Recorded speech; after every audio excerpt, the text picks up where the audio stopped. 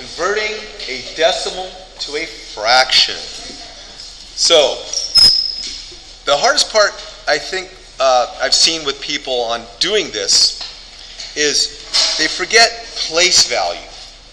So, this is the 1, this is the tenths, the number 1 over here is the tenths, the 2 is the hundredths, and the 5 is the thousandths. So, once you understand what the place value is, then they become a little bit more doable. So, to write this decimal as a fraction, this is read as 125 thousandths, because the place value at the end is what determines what the denominator is going to be. So I could write this as 125 over 1,000. So again, the place value is the key to converting the decimal to a fraction. This is tenths, hundredths, thousandths. Now, I've got 100, so effectively what you do is you figure out the last place value, you drop the decimal, and you write the whole number over the fraction. Now, I'm going to take this fraction and it can be reduced. So, I know that 25 will go evenly into this number and evenly into this number. So if I divide the top by 25 and I divide the bottom by 25, I can reduce this number. So I'll do the division right here. 125 goes into 120, 40, 60, 80, 100.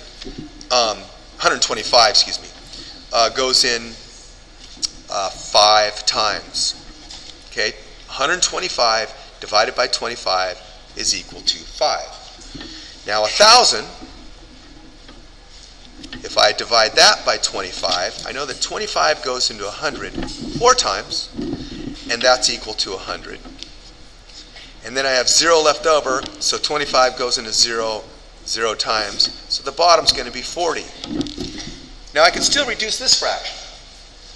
5 goes into 5 1 time, and 5 goes into 40 8 times. So 0.125 is equivalent to 1/8. Now, just do another example to kind of, burn it into your mind. I got 0.70. Again, this is the ones place. The 7 is the tenths place, and the 0 is the hundredths. So I can rewrite this as 70. Remember, you drop the decimal, and you write it over 100th because you go out to the last place value spot. So this is 70 over 100. Just like above, I can reduce this fraction. I can cross out the zeros, and this is equal to 7 out of 10, which is 70%. And that's it. It's that simple, knowing your place values.